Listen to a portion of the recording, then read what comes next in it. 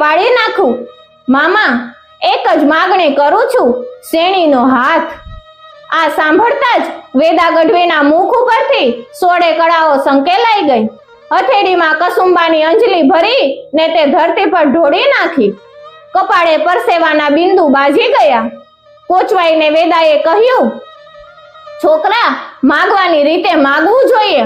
તે આજ મારું મોત બગાડ્યું. વેદાની 7 ખોટની દીકરી તારા જેવા ભટકતા ભિખારીને મળે, જેને નથી માવતર કે નથી એકેય કૂબો. કાંઈ નહીં મામા, મારી ભૂલ થઈ.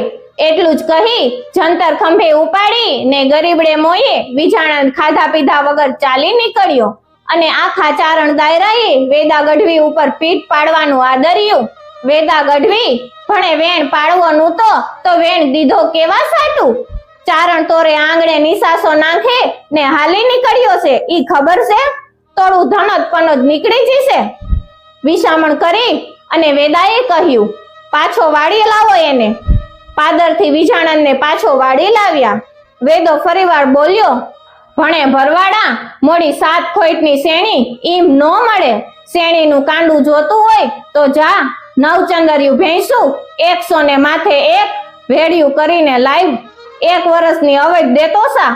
પોર બરાબર આ તૈથે જો નો પોગાય, જો એક દીનું એ મોડું થાય તો જાણજે કે આ ભવમાં શેણીનું મોંએ જોવા નહીં મળે.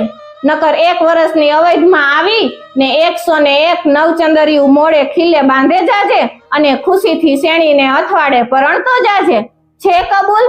કબૂલ છે મામા. એટલું કહી અને વિજાણંદ વળી નીકળ્યો. પોતાની 5 ભેંસો હતી તેને બચીઓ ભરી ભરી અને કોઈ ઓળખીતાના નેસમાં મોકલી દીધી. 5યની સામે હાથ જોડીને બોલ્યો, મારી માતાજીઓ, ડુંગરમાં નિરાતે ચરજો, હું હમણાં આવું છું. વરસને વીતવાને વાર નહીં લાગે. અને પછી તો તમારા ખાણ નીરનારી, બોરસડા મેળવનારી અને પાડળું પાડનારી ને વલોણા ગજાવનારી શેણી આપણા ઘેર આવશે. રૂડા ઘર બાંધી ને નદી કાંઠે ક્યાંક રહેશું, કોચવાસોમાં. હો, આ ભેંસોની આંખોમાંથી મોટે ટીપે આંસુડા ચાલ્યા જાય છે. વિજાનંદની પણ છાતી ભરાઈ ગઈ, પણ એ તો હિંમતભેર ચાલી નીકળ્યો. એને તો ખાતરી હતી કે મારું જંતર જે નેસડામાં જઈને વગાડીશ ત્યાંથી 5 નવચંદ્રી ભેંસો શું મને નહીં મળે.